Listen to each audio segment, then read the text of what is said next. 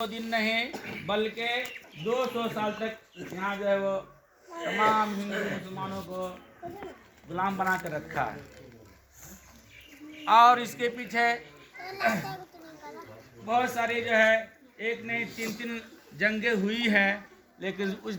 2 जंग में जो है फतह याब न हुए और तीसरे जंग में जो है ये जो फतह याब हुए। उस तीसरे जंग में आपको मालूम होनी चाहिए कि इस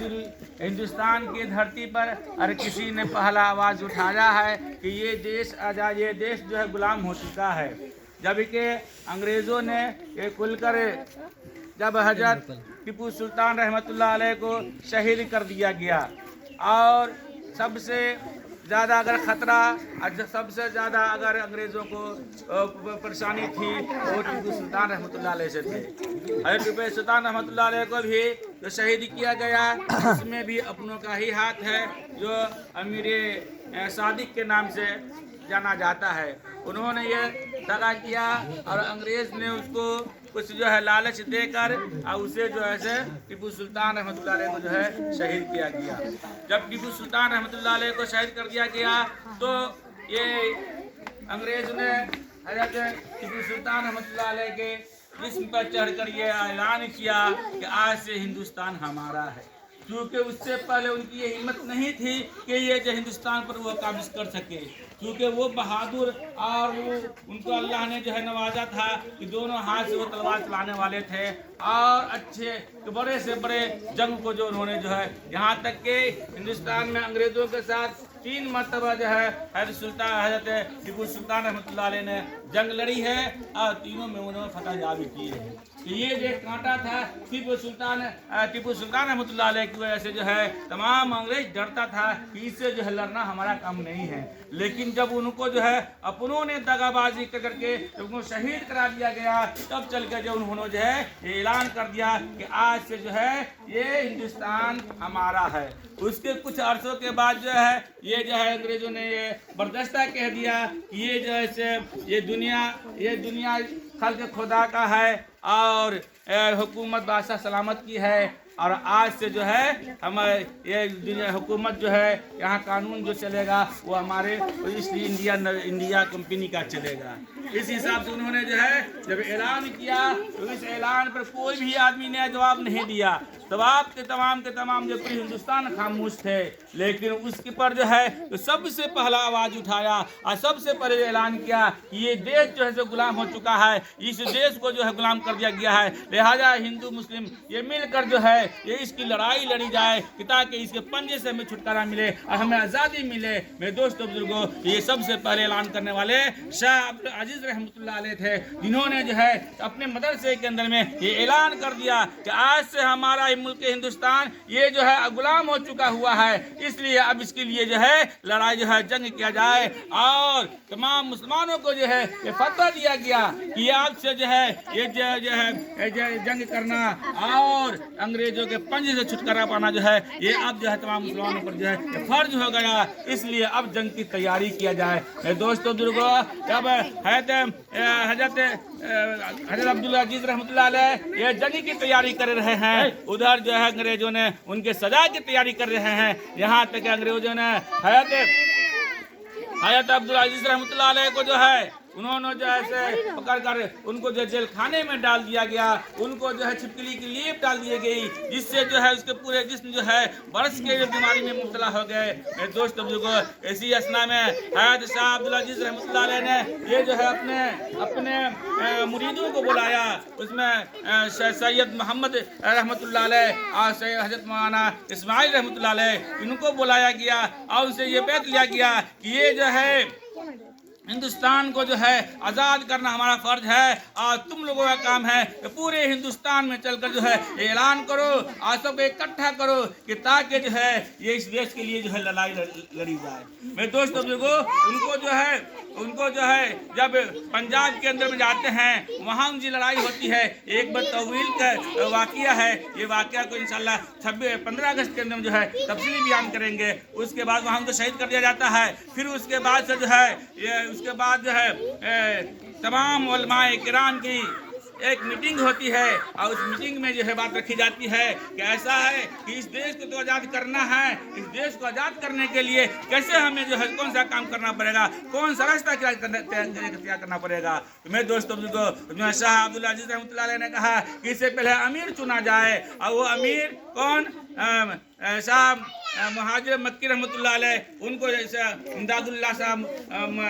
महाजिर मक्की रहमतुल्लाह अलैह को जो है कहा गया कि उनको जो है से बनाया जाए, क्योंकि वो खनका ही आदमी है और उनके पास बहुत सारे मुरीदीन हैं, उनको जो है से भी अपने खनका से निकलना होगा और निकलने के बाद उनको जो है इसकी तैयारी किया जाए। मेरे दोस्तों तमाम उलमाए किराम गए और शाह इमदादुल्लाह महाजिर मक्की रहमतुल्लाह अलैह को जो है कहा कि ऐसा ऐसा है, ये जो है गुलाम हो चुका हुआ है, इसकी आज़ादी के लिए जो है हम लोग जो है आगे पर जो है पाँव बढ़ाए हैं, कदम बढ़ाए हैं, और आपको इसमें जो है अमीर बनाया जाता है, आप इसे जो है कबूल कर लीजिए। मेरे दोस्त बुजुर्गों, तो शाह इमदादुल्लाह मक्की रहमतुल्लाह अलैह जो है उन्होंने जो है इसको कबूल कर लिया, और कबूल कर लेने के बाद उस वक्त जो है जो बैत किया, सबसे पहले बैत होने वाले हज़रत मौलाना हुसैन अहमद मती रहमतुल्लाह अलैह हैं। उसके बाद दूसरे पे बैत होने वाले हज़रत हाफिज जामिल रहमतुल्लाह अलैह हैं, और तीसरे में है हज़रत मौलाना कासिम नानूतपुर रहमतुल्लाह अलैह है। उन्होंने ये बैत किया। अब बैत करने के बाद जब एक टीम चलाई और उसके बाद अंग्रेजों के सामने जो है लड़ने की कोशिश की, उसमें कुछ आदमी ने कहा कि तुम लोग लड़ोगे, तुम कैसे लड़ोगे, इसलिए कि वो जो है अंग्रेज की जो है ज़्यादा तादाद है, उनके पास सारे साजो सामान है। लेकिन मेरे दोस्तों मौलाना कासिम रहमतुल्लाह अलैह ने कहा कि तुम्हें क्या खबर, क्या खैबर के मुजाहिदीन से भी ज़्यादा कम है, क्या वो 313 से भी ज़्यादा हम कम हैं। इसलिए जब इंसान जो है अपने हक के लिए लड़ता है, अल्लाह के लिए लड़ता है, इस्लाम के लिए लड़ता है, तो अल्लाह ताला उसकी मदद करता है। मेरे दोस्तों बुजुर्गों, ये जो है मौलाना कासिम नानूतवी रहमतुल्लाह अलैह का ये ऐलान था, तमाम मुसलमान जो मुत्तफिक हो गया, और मुत्तफिक होने के बाद फिर ये जो है जंग लड़ी गई है। मेरे दोस्तों बुजुर्गों, तारीख में लिखा हुआ है 70,000 मुसलमानों को जो है 70,000 आलिमों को ये जो है फांसी की फंदी पर चढ़ा दिया गया जी। एक तो मुसलमान, एक तो उलमा को नहीं, बल्कि 70,000 उलमा को, और यहाँ तक के दिल्ली के चांदनी चौक से लेकर खैबर तक के जितने भी दरख्त थे, जितने भी झाड़ थे, तमाम झाड़ों के अंदर जो है उलमाए किराम की गर्दन जो है लटकी हुई थी। तमाम उलमाए किराम को जो है उस गाछी के अंदर जो है फांसी देकर दे रखा था। ये जो उलमाए किराम की जो है ये उलमाए किराम की कुर्बानी रही है, और उस कुर्बानी की वजह से जो है इसके अंदर जो है और मुसलमानों की तादाद तकरीबन लाखों की तादाद में जाती है, जिन्होंने जो है इस देश को जो है आज़ाद करने का काम किया। मेरे दोस्तों बुजुर्गों, लेकिन आज ये अफसोस की बात ये है कि गैर तो गैर हमने खुद उसको भुला चुका है, ये जो मुसलमान खुद इसको भुला चुका है कि इस जंगे आज़ादी में मुसलमानों में क्या रोल रहा है, उलमाए किराम का क्या किरदार रहा है, कैसे इनको जो है काबिल आज़ाद कराया गया है। लेकिन ये अफसोस की बात कि आज हम लोग जो है सिर्फ दुनियादारी के अंदर में जब पड़े रहते हैं, लेकिन इस दुनिया देश के लिए हमारे उलमा ने क्या किया, हमारे मुसलमानों ने क्या किया, किसका क्या करना रहा, और कितनों को जो है ये जो है शहीद कर दिया गया। मेरे दोस्तों बुजुर्गों, इसी बात पर जो है अपनी तकरीर को ख़त्म करते हैं। इंशाअल्लाह जो बात तफसील होगी, इंशाअल्लाह फिर अल्लाह ने हयात रखा तो फिर 15 अगस्त को जो है बड़ी तफसील करेंगे। इसलिए ये जो है 15 अगस्त सन 1947 में लड़ाई लड़ाई गई, तो 47 के अंदर ये जो देश आज़ाद हुआ, 15 अगस्त 1947 को तो देश आज़ाद हुआ। उस देश आज़ाद होने के बाद जो है अब ये जो है देश चलेगा कैसे, इसके कवानीन क्या होंगे, किस तरीके से चलेगा। लिहाजा डॉक्टर भीम अम्बेडकर के जरिए जो है उनके टीम के जरिए ये कानून बनाया गया, और 3 साल के अरसे तक जो है ये कानून बनाया गया। और कानून बनाने के बाद जो है सन 1949 में ये जो है पेश किया गया, और इनको सब जो है कबूल कर लिया गया। और सन 1950 के अंदर पूरे भारत के अंदर उस संविधान को, उस हुक्म को, उस कवानीन को जो है नाफिज किया गया। तो वो जो है नाफिज किया गया, तो मेरे दोस्तों बुजुर्गों, वो जो है नाफिज करने जो कानून जो नाफिज किया गया, तो वो सन 26 जनवरी 1450 था। 26 जनवरी को ये कानून नाफिज किया गया कि इसके तहत जो है ये मुल्क हिंदुस्तान चलेगा। मेरे दोस्तों बुजुर्गों, तो ये जो है 26 जनवरी जो है ये उसी का कवानीन और उसी जो है हुक्म और उसी